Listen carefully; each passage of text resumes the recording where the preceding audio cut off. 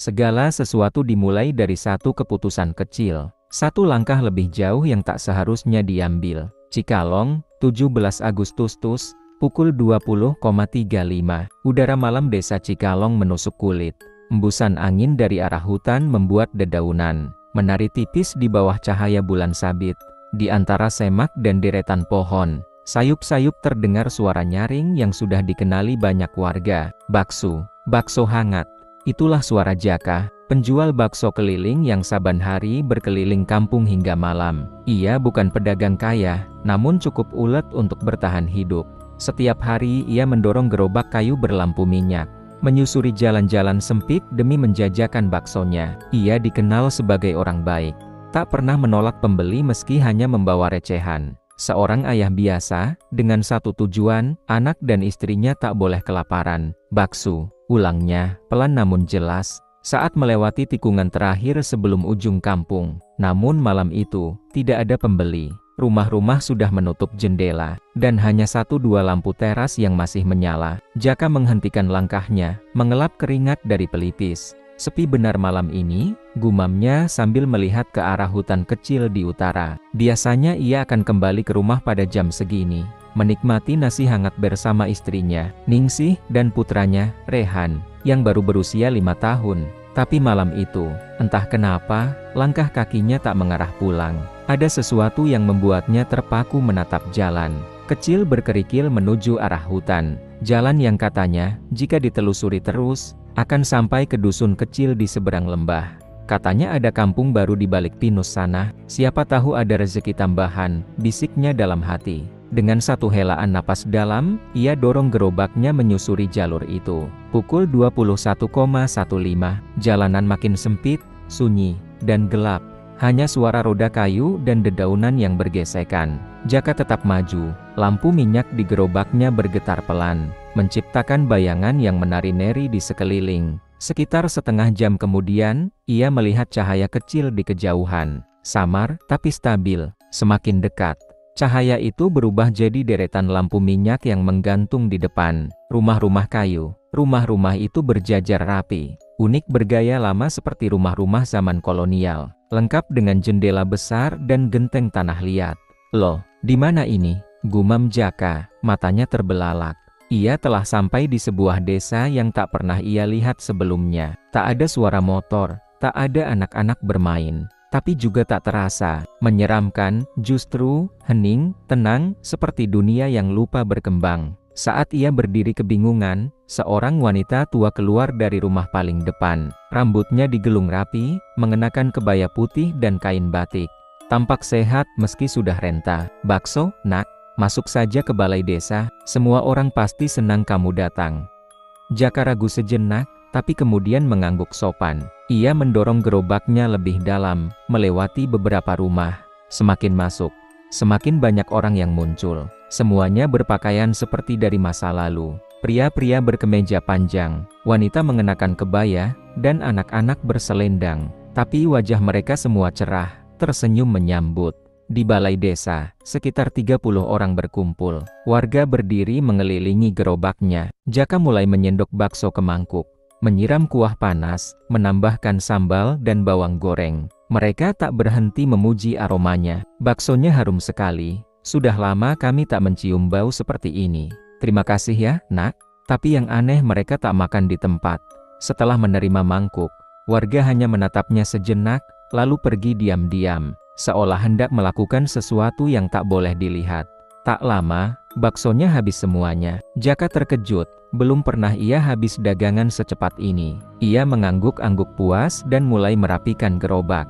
Namun seorang pria tua datang, mengenakan belangkon dan membawa kantong kecil. "Ini bayaran kami," katanya. Dari kantong itu, pria tua menuangkan beberapa koin emas ke tangan Jaka. Koinnya besar, berat, dan berkilau. Ini terlalu banyak, Pak," ucap Jaka panik. "Anggap saja sebagai ucapan terima kasih. Datanglah lagi besok malam," jawab si pria tua, lalu berjalan pergi. Pukul 03.13, Jaka mendorong gerobaknya keluar desa. Tapi saat ia menoleh ke belakang, desa itu tak terlihat lagi. Hanya pepohonan dan jalan setapak gelap. Ia tercekat, tapi tak ada waktu untuk berpikir. Ia harus pulang. Sampai di rumah, Ningsih bangun tergesa. "Loh, Mas, dari mana? Ini jam berapa?" "Nggak tahu. Aku cuma cari rute baru. Dan ternyata rezekinya gede." Jaka mengeluarkan koin emas dari sakunya. "Lihat ini." Ningsih menatap koin itu, matanya menajam. Ia meraihnya tapi wajahnya berubah bingung. "Mas, ini cuma kayu gosong, arang." Jaka memeriksa kembali benar. Semua koin itu kini hitam legam, ringan, dan berbau hangus. Pagi harinya, Jaka duduk termenung di depan rumah.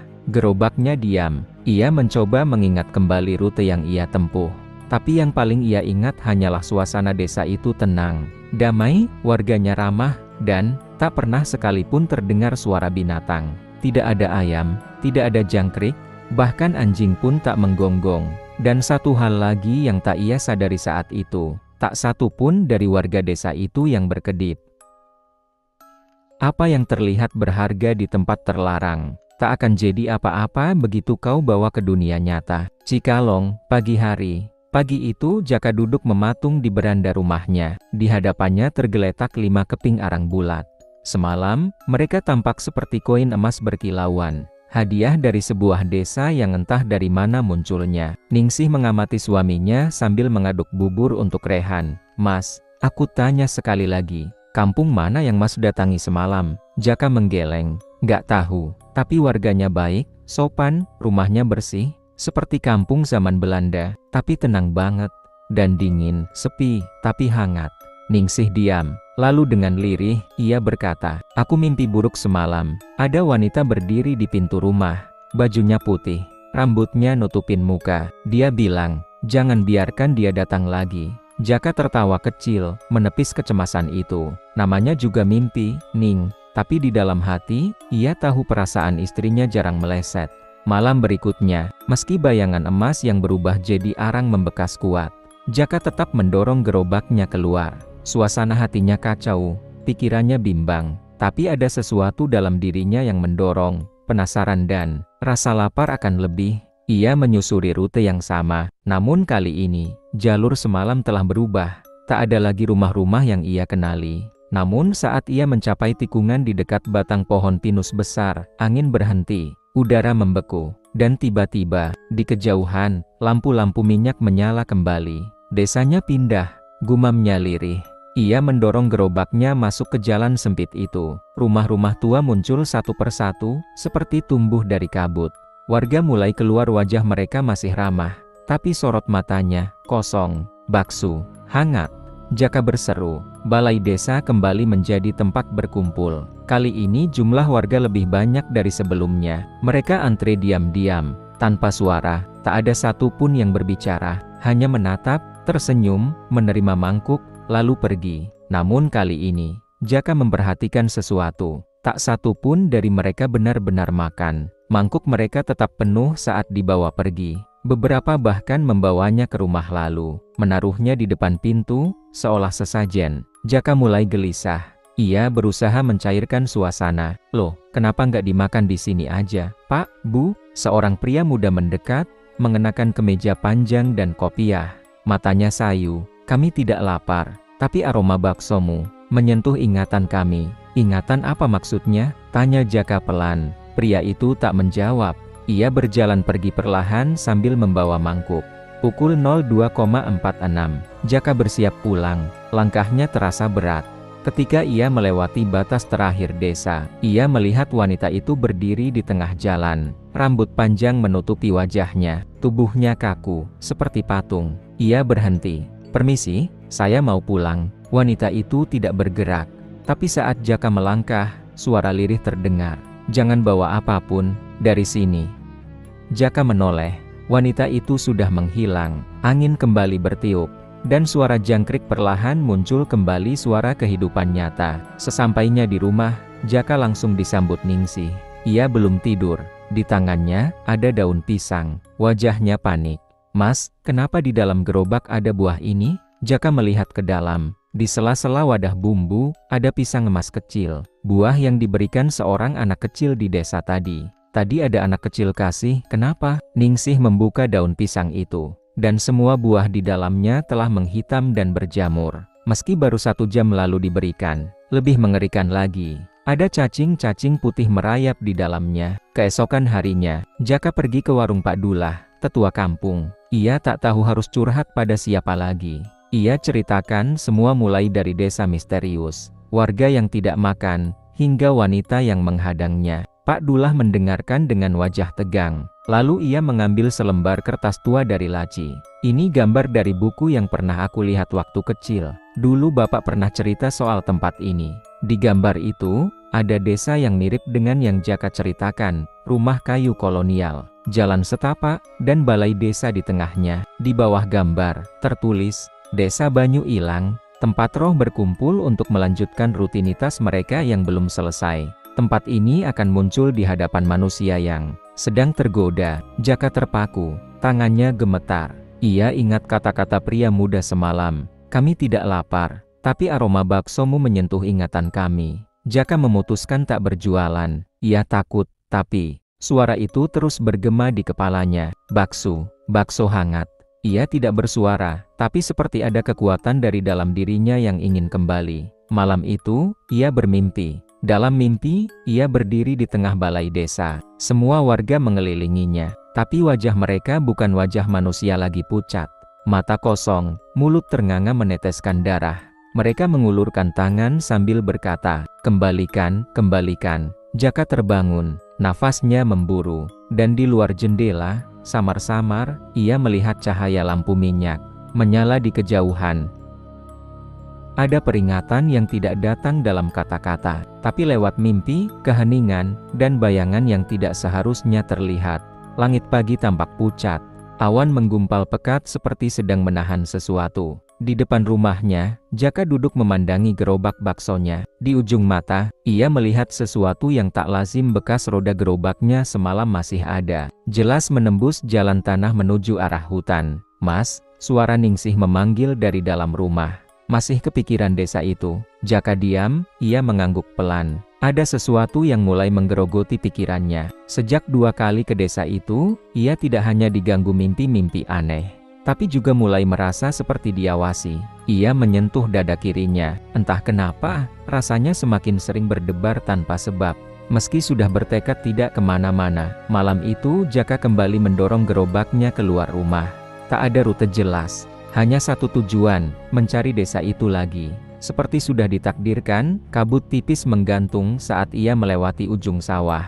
Jalan setapak yang awalnya hanya tanah becek, kini memanjang dan bercabang 2. Di antara cabang itu, wanita berambut panjang berdiri diam. Ia mengenakan kebaya putih pudar, tanpa alas kaki. Rambutnya panjang terurai, menutupi wajah hingga ke dada. Tangannya lurus di sisi tubuhnya. Ia tak bergerak, seperti patung batu. Jaka mematung beberapa meter dari sosok itu. Seluruh tubuhnya gemetar.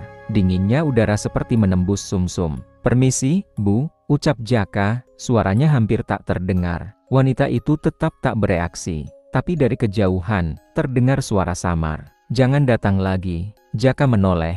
Suara itu bukan berasal dari wanita itu, melainkan dari dalam kepalanya sendiri. Seperti gaung dari lorong pikirannya. Ia menunduk.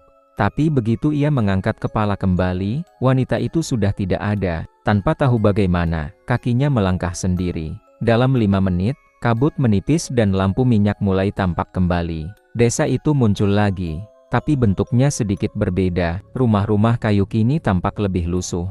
Catnya mengelupas, atap-atapnya miring. Tapi warga tetap ada, tetap ramah, tetap diam, tetap tak berkedip. Namun, sesuatu berbeda malam ini. Balai desa kosong. Jaka bertanya pada seorang ibu yang tengah menyapu teras. "Maaf, Bu, balai desanya sepi ya?" Wanita itu tersenyum, namun matanya memerah. Hari ini bukan giliran mereka. Mereka siapa? Tapi wanita itu hanya berlalu. Jaka mendorong gerobaknya ke tengah desa. Sepanjang jalan, warga menyambut tapi tak satu pun mengambil bakso. Bahkan saat ia tawarkan langsung, mereka hanya tersenyum dan mundur perlahan. Di ujung jalan desa, seorang anak kecil berdiri. Rambutnya gondrong, mengenakan baju lusuh. Ia menunjuk ke arah bangunan kayu tua di pinggir hutan. "Di sana, mereka menunggumu." Bangunan itu terlihat seperti rumah sakit kecil yang sudah terbengkalai. Pintu depannya terbuka, menganga seperti mulut yang siap menelan. Meski hati Jaka berteriak untuk tidak masuk, kakinya tetap melangkah. Di dalam, gelap dan berdebu. Tapi di ujung ruangan, ada satu tempat tidur tua. Dan di atasnya, terbaring seorang wanita berbaju pengantin. Jaka mendekat perlahan. Napasnya tercekat. Wanita itu masih muda, cantik, tapi matanya kosong memandang langit-langit. "Kau yang membawa aroma itu," ucapnya pelan, suaranya serak namun menggema seperti dua suara bertumpuk. "Aroma?" Jaka bertanya, pelan. "Aroma manusia, aroma hasrat, aroma rasa. Kami rindu rasa itu." Saat Jaka keluar dari bangunan itu, ia melihat sesuatu yang membuat darahnya membeku. Cahaya dari lampu gerobaknya menyinari jalan. Tapi tak satu pun dari warga yang berdiri di sana memiliki bayangan. Mereka berdiri tegak, mematung, menatap Jaka, tanpa sorot, tanpa ekspresi. Dan semua mulai menggumam bersamaan. "Jangan pergi, jangan pergi, jangan pergi." Jaka panik. Ia dorong gerobaknya mundur. Roda tergelincir. Ia jatuh, lututnya lecet. Tapi ia tetap berdiri dan berlari keluar desa. Suara mereka masih menggema hingga batas jalan. Aroma itu, jangan bawa kembali. Pukul 03.45 dini hari. Jaka tiba di rumah, nafasnya tersengal. Ningsih membuka pintu, menangis. Rehan menggigil di pelukannya. "Mas." Rehan mimpi Mas dikejar orang-orang tak punya wajah. Dia nangis dari jam 2, Jaka tak bisa berkata apa-apa, ia hanya memeluk anak dan istrinya, dan memandangi jari-jarinya yang kotor. Namun matanya terpaku pada satu hal, terdapat sisa noda tanah merah di bawah sepatunya, tanah yang hanya ia temui di desa itu. Kalau tempat itu memang nyata, kenapa tak pernah muncul di peta? Dan jika itu hanya ilusi, kenapa bekas rodanya masih tertinggal? Jaka terbangun dari tidur yang tak tenang. Mimpi-mimpinya kini tak lagi berupa bayangan samar, tapi lebih seperti kenangan orang lain. Ia melihat tangan yang bukan tangannya sendiri, menjual bakso ke wajah-wajah pucat, ke mulut-mulut yang tersenyum tanpa kedip. Ia melihat anak kecil yang memakan kuah bakso. Lalu tubuhnya menghitam perlahan, dan pecah seperti tanah retak. Ia terbangun sambil mencengkeram dada. Ningsih di sebelahnya sudah duduk menatap jendela. "Mas, tadi malam aku mimpi kita nggak tinggal di rumah ini lagi, tapi di rumah kayu tua. Dan setiap hari Mas keluar, tapi nggak pernah kembali." Jaka hanya menatap istrinya. Ia tak berani menceritakan apa yang sebenarnya ia alami malam sebelumnya. Gerobaknya masih berdiri, tapi di bawahnya tanah tampak menghitam, seolah malam tadi gerobak itu menyerap sesuatu dari bumi. Ia mencoba menggesernya, dan roda kayu mengeluarkan bunyi berdecit seperti menjerit. Di sudut mata, ia melihat seorang anak kecil yang duduk di pinggir jalan, memeluk lutut bocah itu seperti Rehan, anaknya. Tapi saat Jaka menoleh dengan jelas, anak itu menghilang. Meski Ningsih memintanya tak keluar, Jaka tetap dayam-dayum mendorong gerobak malam itu. Ada sesuatu yang menariknya, sesuatu yang tak bisa ia lawan. Dan kali ini, desa itu tidak muncul di tempat biasanya. Ia menyusuri jalur semalam, namun hanya menemukan semak gelap dan jalan buntu. Ia mengumpat, berputar balik, lalu mencoba rute lain, jalan setapak di dekat sungai. Dan di sanalah ia melihatnya. Gerbang desa kini muncul di tempat berbeda. Dua tiang kayu tinggi dengan anyaman daun pisang kering di atasnya. Seperti gerbang sesajen, lampu minyak kembali berjajar di pohon-pohon, menyala tanpa api. Desa itu kembali hadir. Tapi kini, lebih gelap, lebih sunyi, lebih lapar. Jaka melangkah masuk. Warga desa sudah menunggunya. Tapi kali ini, mereka tak berdiri diam seperti biasa. Mereka menghampirinya satu persatu, menyentuh tangannya, gerobaknya, bahkan pipinya. Seorang ibu membisikkan sesuatu di telinganya. Hari ini, mereka boleh makan. Jaka menelan ludah. Ia tidak mengerti maksudnya. Warga antre seperti biasa. Tapi begitu semangkuk bakso dihidangkan, mereka tak lagi membawa mangkuk itu pergi. Mereka makan langsung di tempat. Dengan cepat, seperti orang kelaparan. Tangan mereka gemetar, mata memerah, dan beberapa bahkan menangis sambil menyuap kuah. Jaka ketakutan, namun ia tetap menyendok. Sesuatu dalam dirinya memaksa untuk terus melayani. Di sudut balai, Seorang bocah perempuan berdiri memeluk boneka. Ia memandang Jaka dengan tatapan kosong. "Pak, kalau Bapak terus datang, nanti Bapak nggak bisa keluar lagi." Jaka berhenti. "Kenapa? Karena kami hanya boleh kenyang. Kalau ada yang menggantikan?" Usai warga selesai makan, Jaka didekati oleh dua orang pria tua. Mereka mengenakan pakaian seperti dukun, lengkap dengan kain hitam dan kalung kayu. "Kami ingin mempersembahkan rasa ini pada yang di dalam." Jaka bingung, siapa yang di dalam? Tapi ia tak diberi waktu bertanya lagi. Ia dibawa ke belakang balai desa. Di sana, ada sumur tua, dikelilingi batu bata pecah. Di bibir sumur, ada mangkok bakso besar, penuh, dan di sekelilingnya, belatung kecil bergerak. Salah satu pria mulai melantunkan doa dalam bahasa yang Jaka tak fahami. Dan dalam hening malam itu, dari dalam sumur terdengar suara mengerang, "Bakso, hangat." Jaka ingin lari, tapi kakinya lemas. Ia hanya bisa mundur perlahan. Setelah persembahan selesai, desa mulai menghilang. Kabut turun dari segala arah. Rumah-rumah lenyap perlahan. Warga mundur masuk ke bayangan masing-masing. Dan saat Jaka hendak keluar, jalan setapak itu berubah menjadi jalan batu tua yang belum pernah ia lihat. Ia berlari, keringatnya dingin, dan ketika akhirnya ia kembali ke tepi sawah, ia melihat jam di gerobaknya, pukul 04.41, sudah lewat subuh. Ningsih menangis ketika Jaka pulang, tapi lebih dari itu, ia menunjuk pada Rehan yang sedang menggambar di atas kertas. Gambarnya adalah sumur. Di sekelilingnya, banyak orang memakai baju aneh, berdiri sambil membawa mangkuk. Di tengah gambar, ada seseorang mendorong gerobak bakso. "Ini siapa, Lei?" tanya Jaka. Rehan menjawab sambil tersenyum. "Itu ayah, itu desa ayah yang dimimpi aku semalam." Beberapa tempat bukan sekadar lokasi. Mereka adalah makhluk, dan jika kau kembali cukup sering, mereka akan mengenalmu, lalu menahannya. Pagi itu udara dingin menusuk seperti musim duka. Langit tak cerah, tapi juga tak hujan. Aneh, seolah dunia sedang menunggu sesuatu. Gerobak Jaka berdiri di depan rumah, tapi banyak ini meninggalkan bekas lumpur berwarna hitam kehijauan. Meski malam tadi ia pulang lewat jalan tanah kering, Ningsih mencuci kain di belakang rumah. Tangannya berhenti sesaat saat melihat noda darah di ujung baju Jaka. Ia memeriksanya pelan. Bukan darah segar, tapi seperti darah kering yang telah menghitam dan membatu. "Mas," gumamnya sambil menahan air mata, "kita harus pergi dari sini." Jaka hanya diam di kursi depan rumah. Pandangannya kosong, tangannya tak henti menggenggam sesuatu di saku. Sepotong tulang kecil berwarna kuning, yang tak ia sadari entah dari mana datangnya. Pak Dullah, tetua desa yang dulu sempat Jaka datangi, tiba dengan tergesa. Wajahnya penuh khawatir. "Jaka, malam tadi aku lihat api menyala dari arah hutan. Bukan api biasa, api hijau. Kau kesana lagi, ya?" Jaka menunduk. "Saya nggak bisa berhenti, Pak, kayak ada yang narik." Pak Dullah menghela napas panjang. Ia mengeluarkan secarik kertas tua dari tas selempangnya. "Kau tahu ini? Ini adalah pola gerak desa Banyu Ilang. Setiap malam, ia berpindah.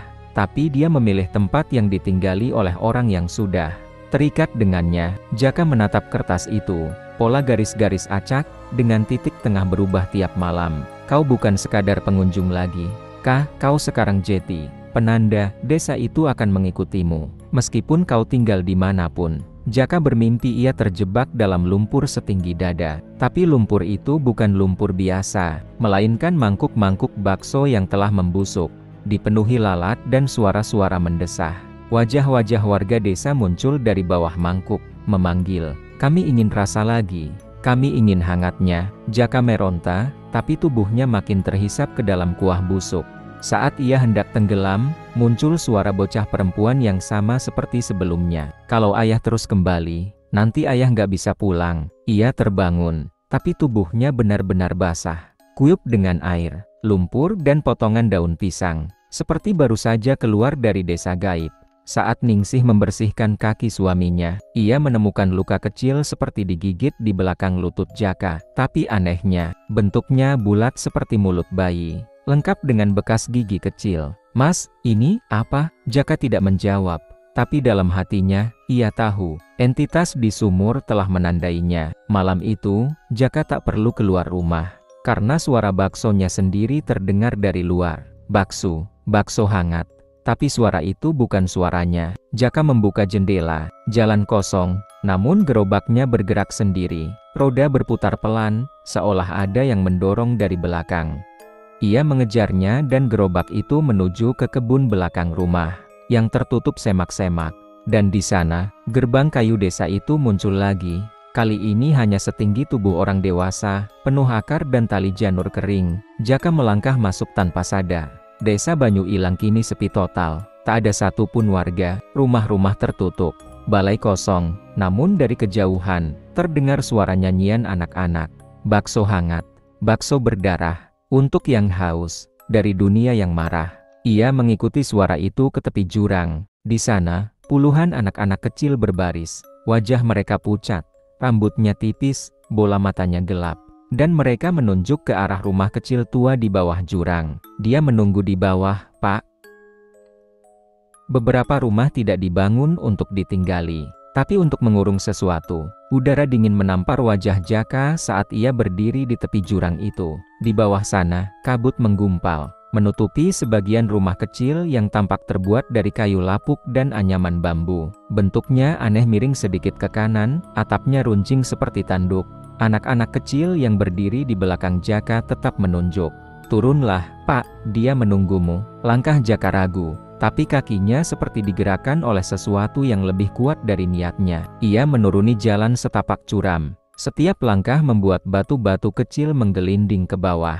Di tengah perjalanan, ia melihat patung batu kecil berjajar di tepi lereng. Patung-patung itu tidak memiliki wajah, hanya rongga kosong di tempat mata dan mulut seharusnya berada. Ini tempat yang tidak boleh disebut.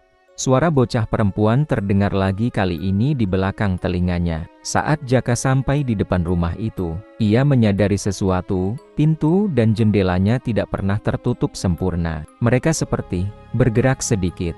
Seolah rumah itu bernapas pelan. Kayu-kayunya menghitam, lumut menjalar seperti urat nadi. Dan di depan pintunya, terdapat mangkuk tanah liat besar, berisi kuah merah tua yang kental. Saat Jaka hendak mengetuk, pintu itu terbuka sendiri dengan bunyi seperti desahan pelan. Ruangan di dalam sempit, hanya diterangi cahaya redup dari obor yang terpasang miring. Bau anyir menusuk. Lantai kayu berderit setiap langkah. Jaka, dindingnya dipenuhi lukisan anak-anak, tapi semuanya menggambarkan hal yang sama. Seseorang yang menjual bakso, diikuti oleh bayangan hitam besar. Dan di ujung ruangan, ia melihat sosok itu duduk membelakanginya. Seorang wanita berpakaian merah tua, rambut panjang tergerai hingga ke lantai, wajahnya menunduk, tubuhnya tinggi, tak wajar. Dan meski duduk, kepalanya hampir menyentuh langit-langit. Jaka tidak bisa bersuara. Wanita itu berbicara, tanpa membuka mulut. Aku lapar, sejak mereka tinggalkan aku. Tidak ada rasa, tidak ada darah, tidak ada hangat. Suara itu berat, seolah datang dari dasar sumur. Jaka mencoba mundur, tapi suara itu memanggilnya lagi. Kau datang 3 kali. Kau memberi rasa kepada roh yang lupa caranya hidup. Itu cukup untuk membuka gerbangku. Apa yang kau inginkan dariku? Tanya Jaka akhirnya. Tukar. Tukar, satu untuk semua, kau untuk desa ini, atau anakmu untukku. Ruangan mulai berguncang, lukisan di dinding jatuh satu persatu. Dari sudut ruangan, cairan hitam pekat merembes keluar, mengalir menuju kaki Jaka. Wanita itu berdiri perlahan, tubuhnya lebih tinggi dari yang terlihat.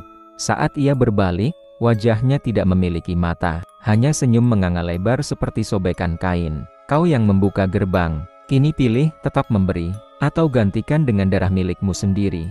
Jaka jatuh berlutut. Ia menangis. Tapi dari balik tangisnya, ia teringat rehan wajah anak itu saat menggambar sumur. Aku akan kembali, tapi jangan sentuh anakku. Wanita itu tertawa-tawanya membuat seluruh dinding bergemuruh. Kau sudah terlalu jauh untuk berkata tidak. Saat Jaka sadar, ia sudah berada di depan rumahnya. Tapi sesuatu telah berubah. Wajah Ningsih pucat. Ia memeluk Rehan erat-erat. Mas, lihat ini. Ningsih menunjuk dinding rumah. Ada coretan kapur seperti digambar oleh tangan kecil. Tertulis, ayah sudah masuk terlalu dalam. Dia harus pulang lewat jalan yang tidak dikenal. Dan di lantai rumah, Jaka melihat bekas lumpur merah dalam bentuk jejak kaki anak kecil yang masuk dari luar. Beberapa mata lahir terbuka, bukan untuk melihat dunia nyata, tapi untuk menyaksikan dunia yang tersembunyi. Udara dalam rumah Jaka berubah. Bau tanah basah yang dulu hanya datang saat hujan kini selalu hadir meski hari cerah.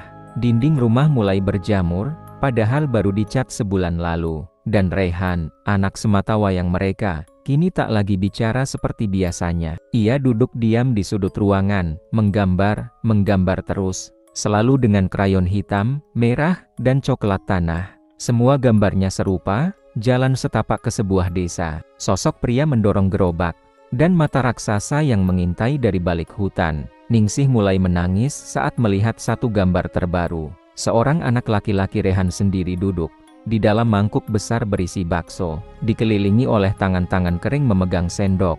Jaka membersihkan halaman belakang. Saat melewati sumur tua yang sudah lama tak dipakai, ia mendengar suara, "Rehan, sudah bisa melihatku?" Ia menoleh tajam, tak ada siapa-siapa, tapi ketika ia intip ke dalam sumur, airnya berubah menjadi hitam, dan dari kedalaman terdengar suara tangisan anak kecil mirip suara Rehan. Ia segera menutup sumur itu dengan papan kayu dan batu besar. Di sekolah, Rehan duduk sendirian saat istirahat. Guru kelas menemukan coretan krayon aneh di meja belajarnya. "Aku sudah pernah ke tempat ayah, tapi mereka tidak suka aku pulang." Saat ditanya, Rehan hanya menatap kosong, lalu berkata, "Kemarin aku ikut ayah, tapi desa itu kini ada di bawah kasurku." Jam 2:11 dini hari. Jaka terbangun karena suara berdecit dari arah ruang tamu. Ia turun perlahan dan melihat. Gerobaknya terbuka sendiri, seperti ada yang mendorong dari dalam. Lampu rumah tiba-tiba padam, dan dari dalam gerobak terdengar suara lirih. "Kami lapar, kami ingin rasa, kami ingin anakmu yang bisa melihat." Jaka panik, mengambil pisau dapur dan menghambur ke kamar Rehan. Anaknya tidak ada, kasur basah. Di atasnya, tergambar dengan lumpur sebuah lingkaran sesajen dan tulisan. Ia sedang bermain dengan yang dulu pernah menjadi anak-anak juga. Jaka keluar rumah. Hutan di belakang pekarangan kini bersinar redup, seperti diterangi lampu minyak. Sinyal yang kini ia kenali sebagai pintu masuk ke desa Banyu Ilang. Ia masuk tanpa ragu, rutenya pendek. Desa muncul begitu cepat, tapi kali ini dalam versi yang rusak. Rumah-rumah retak, jalanan penuh celah. Kabut menggumpal dan mengalir, seperti napas sesuatu yang besar. Di tengah balai desa, Rehan duduk sendirian.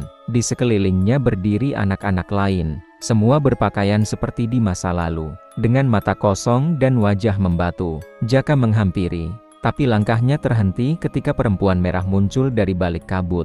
Kini ia tak sendiri, tubuhnya diikuti puluhan bayangan hitam tanpa bentuk. "Anakmu membuka mata, ia bisa melihat kami. Ia berharga, kau pernah menukar jiwamu untuk keselamatan. Tapi kau lupa, anakmu adalah bagian dari jiwamu juga. Beri aku 1 malam lagi dengannya," kata wanita itu. 1 malam saja, lalu dia boleh kembali. Tapi akan melihat dunia dengan 2 mata-mata manusia, dan mata roh. Jaka terdiam, ia ingin menolak. Tapi Rehan menatap ayahnya dan berkata, "Aku nggak takut, ya, aku tahu ini harus." Jaka memeluk Rehan, "Maafkan ayah." Perempuan merah mengangguk. Bayangan menyelimuti anak itu, dan mereka lenyap perlahan menyatu dalam kabut desa. Jaka terbangun di ruang tamu. Gerobaknya tertutup rapat. Ningsih berdiri sambil menangis, tapi Rehan tak ditemukan dimanapun. Hanya ada satu hal tersisa di tempat tidurnya. Sebuah mangkuk bakso kosong masih hangat. Dan di bawahnya, coretan krayon Rehan. "Aku akan pulang besok malam, tapi aku akan berbeda." Setiap jiwa yang pernah masuk ke Banyu Ilang, akan pulang dengan mata yang lain. Matahari belum naik tinggi. Jaka duduk di depan pintu rumah, menatap gerobaknya. Ningsih menangis semalaman. Mereka tahu Rehan berjanji akan kembali malam ini. Tapi pertanyaan yang membekas adalah, apakah yang kembali? Masih anak kita? Jam dinding berdetak lambat. Bahkan waktu pun terasa takut bergerak. Hujan gerimis turun perlahan. Jaka berdiri di depan rumah, membawa lentera minyak. Gerobaknya diam, namun roda kirinya berputar sendiri sesekali. Mencicit seperti mencicitkan peringatan. Dan tepat pukul 0, terdengar ketukan lembut di pintu rumah. Tok, tok, tok. Ningsih membuka pintu dengan tangan gemetar. Di luar berdiri Rehan. Rambutnya basah, bajunya lusuh, tapi tubuhnya utuh. Ia tersenyum kecil. Aku pulang, Bu. Mereka memeluknya, tapi saat Rehan mendongak, Ningsih terdiam dan mundur satu langkah. Mata kanan Rehan berubah. Pupilnya lebih besar, hampir menutupi seluruh bola mata, berwarna keabu-abuan seperti kabut. Di sekitarnya, urat-urat tipis hitam menyebar seperti akar kecil. Jaka hanya bisa berbisik, "Kau melihat sesuatu di sana?" "Ya, Nak." Rehan menjawab dengan tenang. "Aku masih melihatnya, bahkan sekarang." Sejak hari itu, Rehan berubah. Ia tidak lagi bermain dengan anak-anak lain. Ia menolak pergi ke sekolah. Ia menghindari cermin. Dan yang paling mengerikan, ia menggambar setiap malam gambar yang sama. Seseorang mendorong gerobak bakso, diikuti bayangan tinggi menjulang, yang kini memiliki wajah menyerupai ayahnya sendiri. Beberapa malam kemudian, Ningsih mendengar suara anak-anak tertawa pelan dari bawah kasur. Rehan, saat ia mengintip, hanya kegelapan tapi bau anyir menguar. Paginya, mereka menemukan mainan Rehan tertata melingkar, dengan sebuah potongan tulang kecil di tengahnya. Rehan hanya berkata, "Mereka belum pulang semua, Bu, beberapa masih ikut aku." Pak Dullah datang membawa kitab tua yang robek sebagian. Rehan mengalami yang disebut mata batin terkuak. Desa itu tak hanya membuka jalan bagi dirinya, tapi juga bagi yang bersemayam di sana. Ia membuka halaman terakhir dari kitab itu. Tergambar seorang anak duduk di atas gerobak, sambil memegang mata hitam yang bersinar. Di bawahnya tertulis, "Anak yang kembali membawa penglihatan, tapi kehilangan keheningan." Artinya, Jaka, ia bisa melihat roh, tapi kini mereka juga bisa melihat melalui dirinya. Malam itu, Jaka terbangun karena suara bisikan. Ia menghampiri kamar Rehan, dan melihat anaknya duduk di depan jendela, bicara sendiri. "Dia ingin ayah ikut, karena aku sudah tak bisa cukup lama bertahan sendirian." "Siapa, Lei?" tanya Jaka. Rehan tidak menoleh. Tapi suara lain bukan suara anak kecil menjawab dari arah jendela. "Waktumu hampir habis, penjual." Jaka menutup tirai jendela, tapi di baliknya, terpampang wajah pucat perempuan merah. Tersenyum lebar, dan menghilang dalam kabut. Keesokan paginya, Rehan menunjukkan sesuatu di lengannya. Ada tanda menyerupai roda gerobak lingkaran dengan 8 garis kecil. "Setiap garis," kata Rehan, "adalah satu malam. Kalau semua garis menyala, aku akan dijemput lagi." 2 garis sudah bersinar samar berwarna merah gelap. Jaka tahu, mereka tidak punya waktu banyak. Ketika gerbang dibuka, bukan hanya manusia yang bisa masuk, tapi sesuatu juga bisa keluar. Pagi itu langit mendung tak biasa, awan bergerak lambat seperti tertahan, burung tak terdengar. Anjing tetangga menggonggong terus-menerus ke arah rumah Jaka. Rehan tak bicara sejak malam sebelumnya, ia hanya duduk menatap keluar jendela. Di leher bajunya tampak sedikit tanah basah dan jari-jarinya kini selalu berwarna gelap seperti terkena abu. Ningsih berkata lirih pada Jaka, "Aku tidak bisa bohong pada diriku sendiri, Mas, yang ada di rumah kita sekarang hanya sebagian dari Rehan, warung tempat biasa." Jaka beristirahat. Mulai ramai dibicarakan warga. Bu Saminah ditemukan pagi itu berdiri membatu di dapur. Matanya terbuka lebar, mulut ternganga. Di sekelilingnya semangkuk bakso masih mengepul, namun kuahnya berwarna abu-abu kehijauan. Di dinding belakang warung seseorang menulis dengan kapur, "Jangan berikan rasa kepada yang tak punya tubuh." Anak-anak tetangga mulai membuat mainan baru boneka dari tanah kuburan. Salah satu ibu, Bu Ratmi, kaget melihat anaknya membuat boneka yang menyerupai Rehan, lengkap dengan mata hitam besar dan lingkaran merah di pipi. "Ini teman dari mimpiku, Bu, dia ajarin aku bikin ini." Dan saat boneka itu dibakar, anak Bu Ratmi mimisan hebat dan bicara dengan suara berat, "Jangan bakar teman kami." Di tengah malam, Rehan menggambar di tembok dapurnya sendiri dengan arang. Ia menggambar rumah-rumah tetangga satu demi satu, lalu disilang dengan tanda ke-10. Saat Jaka bertanya apa ini, Rehan hanya menjawab, "Desanya lapar, dia harus tumbuh." Pagi berikutnya desa Gempar Pak Dullah ditemukan tewas di bel desa. Tubuhnya menghitam seperti terbakar dari dalam. Di dadanya tertulis dengan darah. Dia tahu terlalu banyak tapi tidak cukup untuk kabur. Kitab warisan Pak Dullah ditemukan hangus sebagian, namun satu halaman masih utuh. Jika desa sudah keluar dari hutan, maka jalan pulang akan jadi jalan masuk bagi mereka. Jaka menggenggam halaman itu erat. Ia mulai sadar bahwa ini bukan lagi tentang menyelamatkan anaknya tapi mencegah desa itu menguasai seluruh kampung. Jaka mendengar suara anak-anak dari seluruh penjuru rumah. Tapi kini bukan hanya dari kamar. Rehan dari bawah lantai loteng dapur suara itu berkata bersamaan, waktunya hampir habis malam ke-8 adalah tanda malam ke-9 adalah pintu malam ke-10 adalah pengambil. Di luar rumah lampu jalanan padam serempak gerobak bakso. Jaka bergerak sendiri ke tengah jalan lalu berhenti dan mengeluarkan uap seperti napas makhluk hidup. Rehan muncul di depan rumah berdiri sendiri tanpa alas kaki. Ia menunjuk langit lalu berkata, lihat ya, mereka datang. Awan di atas desa mulai membuka seperti robekan kain. Dari dalamnya terlihat siluet desa Banyu Ilang, tergantung di langit terbalik seperti refleksi di cermin retak. Rumah-rumah bergoyang, beberapa lampu mati. Dan anehnya tanah di jalan desa menjadi basah seperti baru diguyur hujan padahal hujan tak turun. Itu bukan air, itu kuah bakso hitam kental mengalir dari langit. Malam bukan untuk bertahan, tapi untuk menyerahkan. Angin sore itu dingin menusuk. Langit tampak terbelah tipis di barat. Jaka duduk di depan rumah, menatap gerobak baksonya yang kini ditutupi kain putih. Ia menolak menjual lagi. Tapi setiap malam gerobak itu bergerak sendiri seperti ada kekuatan tak terlihat yang mendorongnya. Rehan berdiri di dalam rumah, mengamati dari balik jendela. Ayah, satu lagi harus diambil malam ini. Mereka tidak akan pergi kalau tidak. Jaka menggigil. Tepat pukul 11 malam, kabut turun cepat dari arah hutan. Kabut itu tidak alami, ia berputar membentuk jalur, menggiring orang-orang masuk ke dalam rumah. Suara pelan terdengar di tengah desa. Buka pintumu, tukarkan tubuhmu. Lampu-lampu padam satu persatu. Dan dari kabut, muncullah sosok penjemput.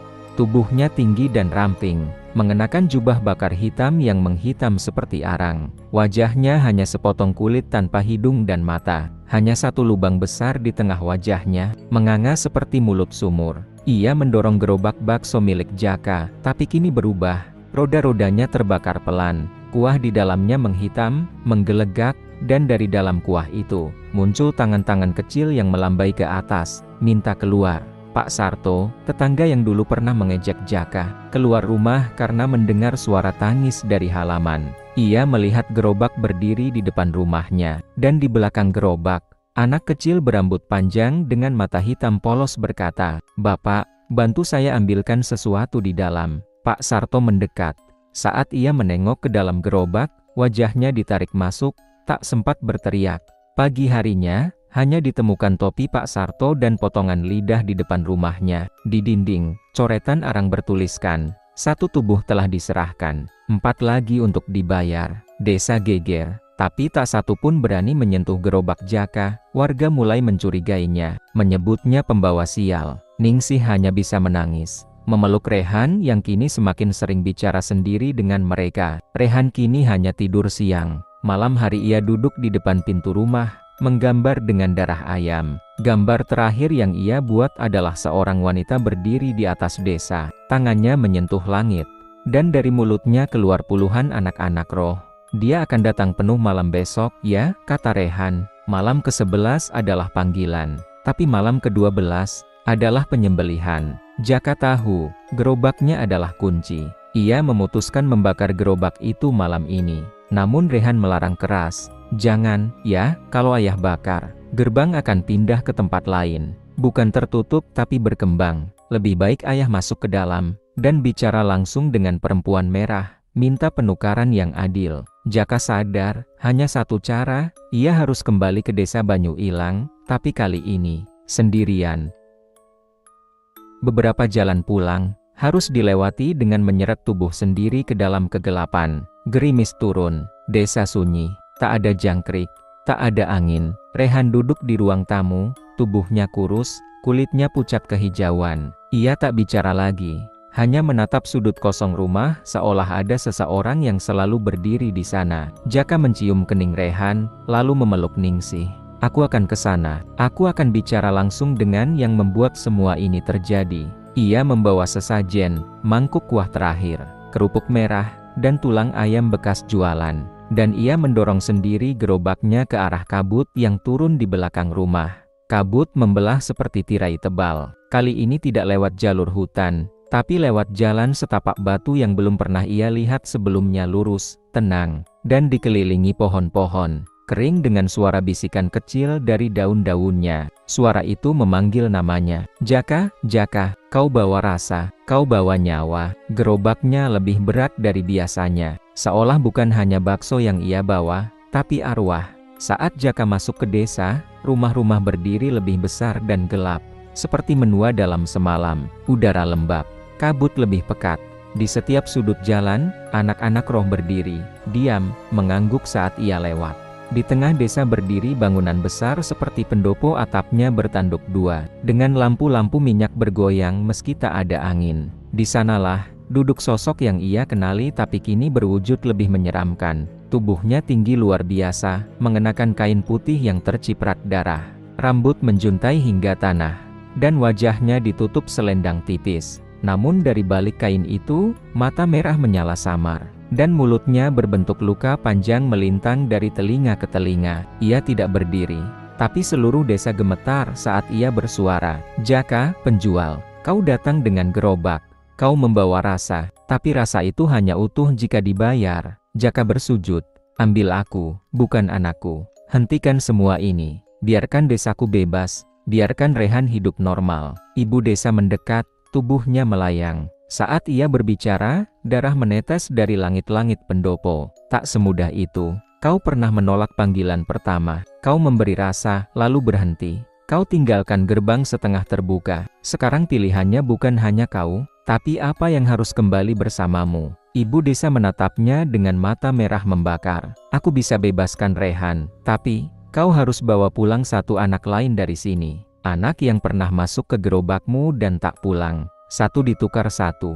Darah untuk darah, jiwa untuk jiwa. Yang kau bawa harus disajikan kembali di dunia manusia, agar gerbang menutup sempurna. Jaka gemetar. Ia menatap sekeliling. Dari balik kabut, muncul anak kecil berpakaian sekolah SD. Tubuhnya kotor, matanya hitam polos. Anak itu berkata, aku dulu beli bakso dari ayah, sebelum aku mati di pinggir jalan. Sekarang aku tinggal di sini, tapi aku ingin pulang.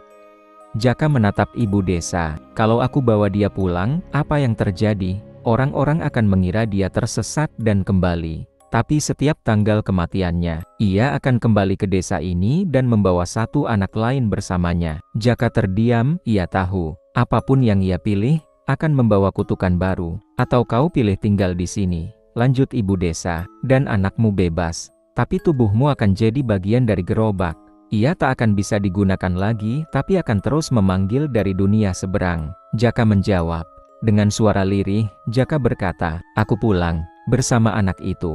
Tapi aku tidak akan jual bakso lagi. Ibu desa tertawa pelan. Tangis dan tawa roh menyatu dalam gema pendopo. Begitulah para penjual dimulai. Mereka tak selalu menjual makanan. Kadang, mereka jual arah.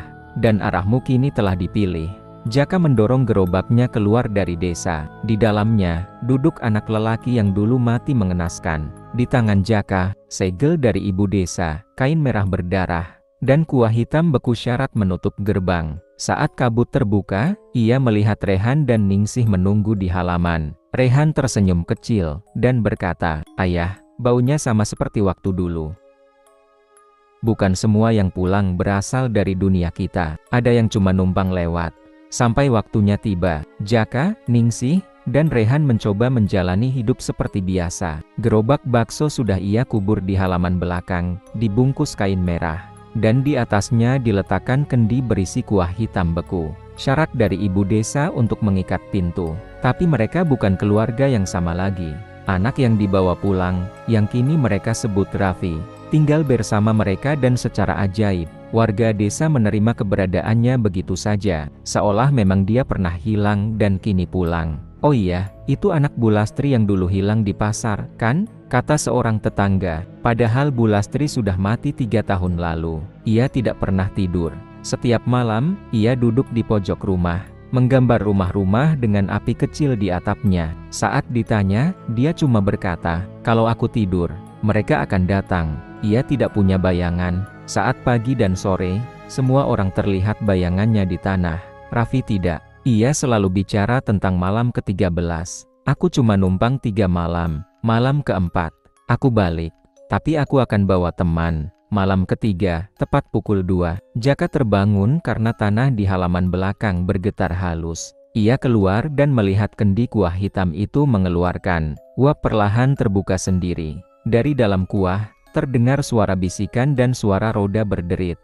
Penjual, kau bayar dengan setengah koin. Sisanya belum lunas. Ia buru-buru menutup kendi dan memukulnya dengan palu batu, lalu mengikatnya kembali. Keesokan malamnya, Jaka bicara empat mata dengan Raffi. Kau mau pulang ke tempat itu? Raffi tersenyum kecil. Aku nggak bisa pulang sendiri, tapi malam ke-13, aku akan diantar. Oleh siapa? Raffi menunjuk Rehan. Saat malam mulai jatuh, Rehan mulai melamun. Matanya sayu, dan ia bicara dengan nada pelan tapi tajam. Ayah, tadi mereka ajak aku ke jalan belakang. Mereka bilang aku cocok jadi pengganti.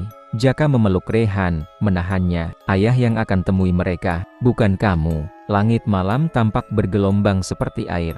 Desa Jatiwening kembali diselimuti kabut hitam. Dari balik hutan, terdengar suara roda gerobak padahal gerobak sudah dikubur. Lampu rumah-rumah padam satu persatu. Raffi berdiri di halaman, menatap ke utara. Dari kegelapan, muncul siluet sosok wanita berkain panjang, ibu desa. Kali ini, tak datang sendiri. Di belakangnya, 4 anak kecil berjalan pelan semua tanpa bola mata, mengenakan pakaian putih lusuh. Ibu desa bicara, suaranya seperti angin kering menerpa tulang. Kau kembalikan satu roh, tapi kau hidupkan dia di dunia yang salah. Raffi tidak bisa ada di sini. Maka, satu harus menggantikan dia, bukan dalam tubuh, tapi dalam peran. Jaka bertanya, apa maksudmu? Anakmu, Rehan, sudah menjadi penghubung. Ia bisa buka gerbang, maka biarkan dia jadi penjaga gerobak, atau desa ini akan terbuka selamanya.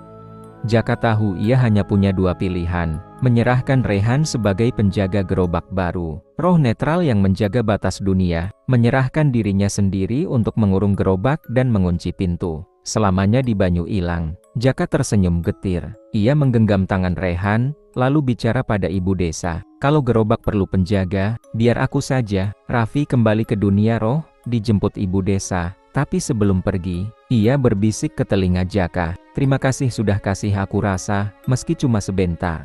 Lalu lenyap dalam kabut. Jaka pun mengikuti mereka, membawa kendi kuah hitam dan pecahan gerobak, menuju jalan batu menuju Banyu Ilang. Untuk terakhir kalinya, pagi itu, Rehan bangun sehat. Matanya kembali normal. Gerobak tak pernah muncul lagi. Dan dari halaman belakang rumah mereka, kini tumbuh pohon besar berwarna hitam, dengan suara samar. Gerobakmu selalu punya rasa, Jaka. Kini rasa itu abadi. Beberapa kisah tidak selesai saat pelakunya pergi. Mereka berubah bentuk, jadi bisik-bisik yang tak bisa dibungkam. 5 tahun kemudian, kota kecil di pinggir provinsi, tempat bernama Lawang Jadi, sekitar 40 km dari desa Jatiwening. Seorang mahasiswa jurnalistik bernama Arfan, 23 tahun, tengah menulis untuk skripsinya, Urban Legend Kontemporer, Antara Cerita dan Kutukan. Salah satu narasumber menyebutkan nama yang tak asing. Kalau kamu mau cerita paling seram, tulis aja tentang penjual bakso yang masuk desa setan. Itu kisah dari kampung Jatiwening dulu. Arfan penasaran. Ia mulai menelusuri berita lama, tapi anehnya, tak ada berita tentang hilangnya Jaka. Desa Jatiwening tidak terdata lagi secara administratif. Di Google Maps, wilayahnya selalu kabur atau blur. Bahkan satelit tidak bisa fokus. Salah satu blog lama milik orang tak dikenal menulis, jika kau pernah beli bakso di malam hari dari gerobak yang tidak punya penjual, jangan dibawa masuk rumah. Gerobak itu milik Jaka, dan ia sedang mencari jalan pulang. Arfan mengunjungi pasar tradisional di Lawang. Jadi, seorang penjual tua bercerita, dulu ada tukang bakso aneh. Gerobaknya kuno, tapi kuahnya sedap luar biasa. Tapi tiap beli, orang-orang ngeluh mimpi buruk. Akhirnya warung itu tutup sendiri. Tapi sampai sekarang, kadang ada yang lihat gerobak itu bergerak sendiri di lorong pasar malam. Beberapa hari setelah menulis cerita itu, Arfan mengalami gangguan. Jam 2 pagi, ada suara roda gerobak di depan kontrakannya. Ia temukan semangkuk bakso panas di depan pintu. Tidak ada yang tahu siapa yang meletakkan. Temannya, Riko, mencoba makan dan pingsan malam itu. Saat sadar, dia mengigau, "Aku ketemu perempuan tinggi. Dia pakai kain merah." Dia tanya, "Rasanya cukup. Mau tambah?" Arfan kembali ke desa Jatiwening atau yang dulu dikenal begitu. Kini tempat itu seperti padang kosong, ditumbuhi rumput liar dan satu pohon hitam besar di tengah. Pohon itu menghitam pekat, dengan batang berlekuk aneh seperti ada roda tertanam di dalamnya. Saat mendekat, Arfan melihat sesuatu terukir samar di akar pohon. Gerobak ini tidak lagi dijual, hanya dipanggil. Dan di dekat akar, sebuah kendi tua terbuka sedikit. Dari dalamnya keluar uap dingin, dan aroma kuah yang sangat menggugah selera. Arfan mengambil kendi itu, berpikir akan dijadikan bahan penulisan skripsi. Ia membawanya pulang ke kontrakan dan meletakkannya di dapur. Sejak malam itu, ia mendengar suara anak-anak tertawa pelan dari dalam kulkas. Wajan dan panci bergerak sendiri, membentuk pola bundar seperti mangkuk. Ia mulai menggambar tanpa sadar. Gambar gerobak dengan tangan-tangan keluar dari kuahnya. Malam keempat, saat ia bermimpi, Arfan berjalan di jalan kosong dan menemukan gerobak bakso berdiri di tengah lapangan. Di belakangnya, berdiri seorang pria tua lusuh, dengan kain merah menutupi separuh wajah. Pria itu berkata, "Rasa ini bukan untukmu, tapi kau sudah mencium aromanya, maka kau harus meneruskannya." Arfan bertanya, "Siapa kau?" "Aku cuma penjual, tapi sekarang, kau pembawa." Saat bangun, tangan Arfan penuh tulisan-tulisan asing seperti mantra dari bahasa kuno. Dengan Arfan berdiri di depan cermin, tersenyum lemah. Di belakangnya, refleksi gerobak bakso muncul di dapur padahal tidak ada gerobak di sana. Dari mulutnya keluar kalimat terakhir, "Aku tahu rasanya sekarang, dan aku akan terus menyajikannya." Kutukan tak bisa dihapus, tapi bisa dikunci, asal yang mengunci rela tidak pernah pulang. Arfan tak tidur. Ia duduk di depan kendi berisi kuah hitam yang dibawanya dari desa Jatiwening. Kini uap dari kendi itu menggumpal membentuk wajah-wajah, termasuk wajah Jaka, yang bicara pelan, "Kau bisa jadi penerus, atau kau bisa jadi pengunci. Tapi keduanya tidak akan menyelamatkanmu." Di meja, berjejer, satu mangkuk kosong, sumpit dari tulang ayam, sebuah foto Rehan dan Jaka yang tak pernah ia ambil. Tapi kini ada di kamarnya. Arfan kembali ke desa Jatiwening kini benar-benar hening, tanpa suara angin. Pohon hitam itu tampak lebih besar, dan kini berdenyut perlahan seperti jantung. Di bawah akarnya, gerobak Jaka muncul kembali, lengkap. Tapi bukan kosong, sudah ada seseorang di belakangnya, Rehan. Namun Rehan tak tampak seperti anak-anak lagi. Kini ia remaja, mata hitam kelam, dan menyapa dengan nada dalam. "Gerobak ini butuh rasa, dan aku butuh orang yang tahu rasanya untuk memanggil. Kau yang membawa kendi, maka kau juga yang membuka jalur." Arfan menunduk. Ia tahu tak ada jalan pulang. Langit robek perlahan. Dari celahnya, perempuan merah muncul melayang di antara awan berputar. Tapi kini ia tak berkata-kata, ia menunjuk dada Arfan. Dari dalam dadanya, muncul asap hitam simbol bahwa ia sudah dicicipi rasa dari dunia Banyu Ilang. Ibu desa memberikan satu mangkuk kecil kepada Arfan, lalu berbisik, "Tutup jalur, isi mangkuk, siramkan rasa." Arfan mengerti, ia harus memasak satu mangkuk bakso terakhir, bukan untuk dijual, bukan untuk dimakan, tapi untuk mengunci semua pintu antara dunia manusia dan roh. Ia memasak, menggunakan kuah dari kendi, mie dari akar pohon hitam, kerupuk dari daun-daun yang berbunyi seperti ratapan, bakso dari daging tak diketahui sumbernya. Lalu ia siramkan kuah itu ke dalam gerobak Jaka. Gerobak menjerit keras, roda-rodanya terbakar perlahan. Dari dalam, keluar semua anak roh termasuk Raffi, yang terakhir berkata, "Terima kasih, rasa ini akhirnya selesai." Sejak hari itu, Arfan hilang. Kontrakannya kosong, laptopnya menyala, berisi tulisan terakhir. Kutukan hanya bisa hilang jika seseorang bersedia menyimpan rasa paling dalam untuk dirinya sendiri. Dan sekarang aku rasa, sudah waktunya aku yang menjual. Rehan tumbuh dewasa. Ia tak pernah bicara lagi tentang masa lalu. Namun tiap tanggal tertentu, ia menaruh mangkuk kosong di depan rumah. Dan anak-anak kampung tak berani lewat malam hari. Desa Jatiwening kini hanya tinggal hutan. Kecuali satu jalan setapak yang tak pernah hilang, dan sesekali, di tengah malam, ada gerobak tua lewat. Tak ada penjualnya, tapi aromanya menggoda luar biasa. Jangan sekali-kali tergoda untuk mencicipi. Karena yang pernah mencoba tak pernah benar-benar kenyang.